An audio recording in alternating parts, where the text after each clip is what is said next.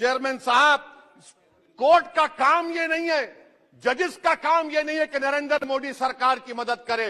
अदलिया का काम यह है कि इस देश की कमजोर और मजलूम आवाम से इंसाफ किया जाए। नारी शक्ति की आप बात करते हैं तो बिल्किस बानो अगर मुसलमान नहीं होती तो बिल्किस बानो को इंसाफ मिल जाता।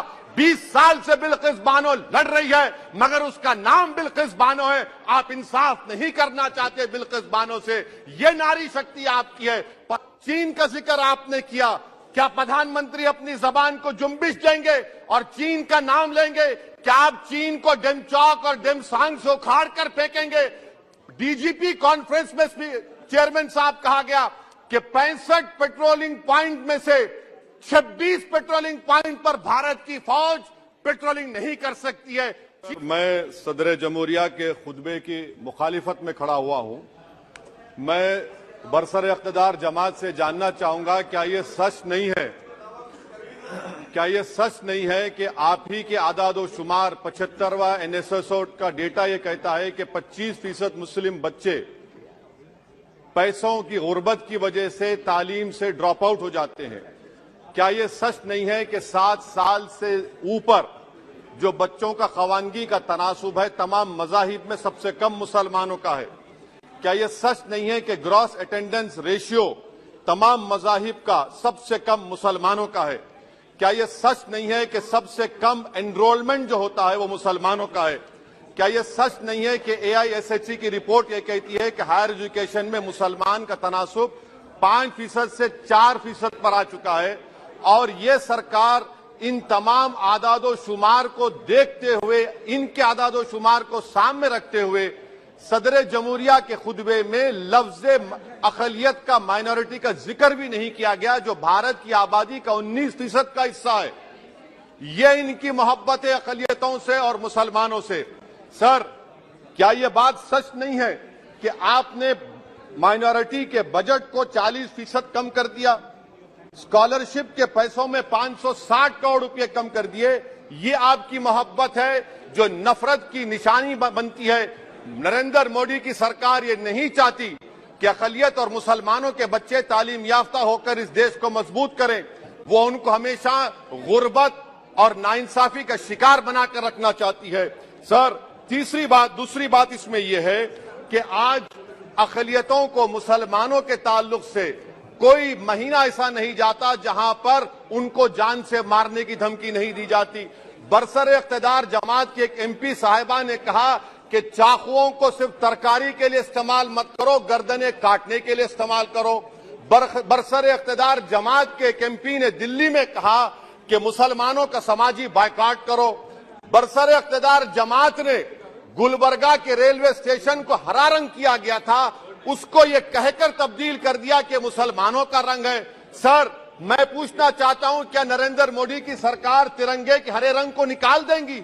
क्या हरा रंग मुसलमानों का है? क्या नरेंद्र मोदी की सरकार खरबूजे पर पाबंदी आयद कर देगी और देश की जनता से कहेगी कि नागपुर में आपके हेड ऑफिस में उगा हुआ सिर्फ संतरा खाया जाएगा? सर, नारी शक्ति की आप बात करते हैं तो बिल्किस बानो अगर मुसलमान नहीं होती तो बिल्किस बानो को इंसाफ मिल जाता। 20 साल से बिल्किस बानो लड़ रही है मगर उसका नाम बिल्किस बानो है। आप इंसाफ नहीं करना चाहते बिल्किस बानो से, ये नारी शक्ति आपकी है। पसमानदा मुसलमान से आपकी मोहब्बत, दीजिए 1950 के प्रेसिडेंट ऑर्डर तरमीम करिए, दलित मुस्लिम का स्टेटस पसमानदा को दीजिए। आप नहीं देना चाहते। क्या मजहबी आजादी का उनको हक हासिल नहीं है? स्पीकर साहब, मैं मुसलमान हूं, मेरे बगैर ये मुल्क नामुकम्मल है। मैं इस मुल्क का यरगमाल नहीं हूं, मैं इस मुल्क का कैदी नहीं हूं। मैं पूरे सिटीजनशिप की राइट को चाहता हूं और अभी चाहता हूं। कब आप बिहार के सुरजापुरी और कुल्हिया बादरी को कौमी OBC स्टेटस देंगे?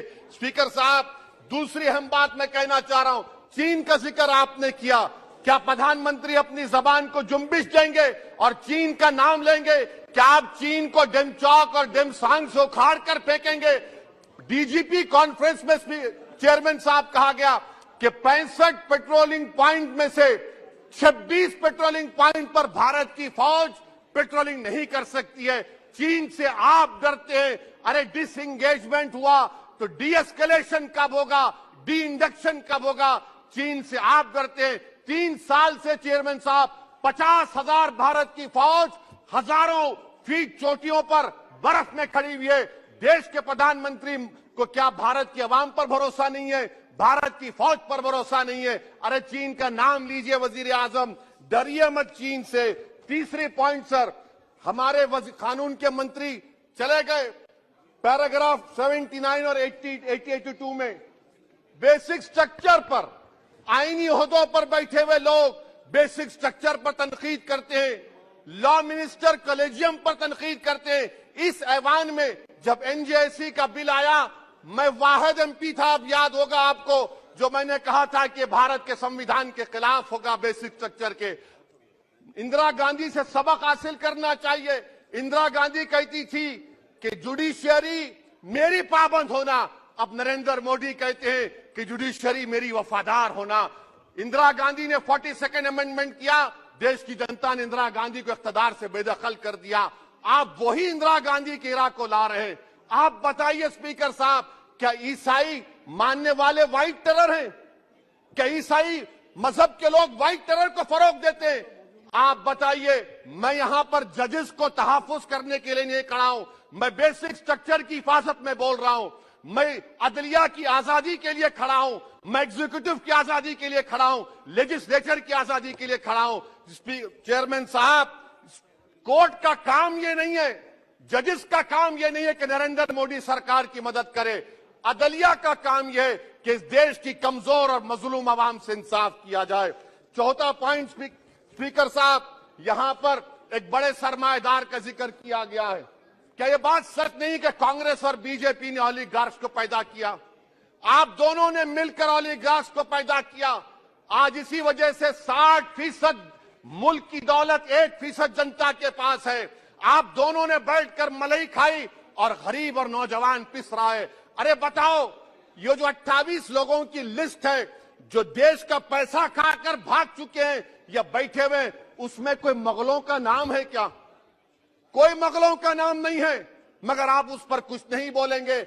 संडेस राज कंपनी 15,000 करोड़ नाइजीरिया और केनिया की कोर्ट में जाकर कहती है कि हम हिंदू हैं, भारत को आएंगे तो प्रोसिक्यूशन होगा। आपने कोर्ट में कुछ नहीं कहा, वहां पर एसआईटी आपने बनाई। मगर शुक्र है, मैं लाइटर वेन में कह रहा हूं कि हाइडेनबर्ग अगर यहां होता तो यूएपीए लग जाता उस पर। और सर, मैं नरेंद्र मोदी सरकार को मशवरा दे रहा हूं लाइटर वेन में कि ये अंग्रेजी का अल्फाबेट ए बड़ा अशुभ है आपके लिए। AA को आपने कहा कि बेटा फाइटर एयरक्राफ्ट बनाओ, बैंकक्रप्ट हो गया।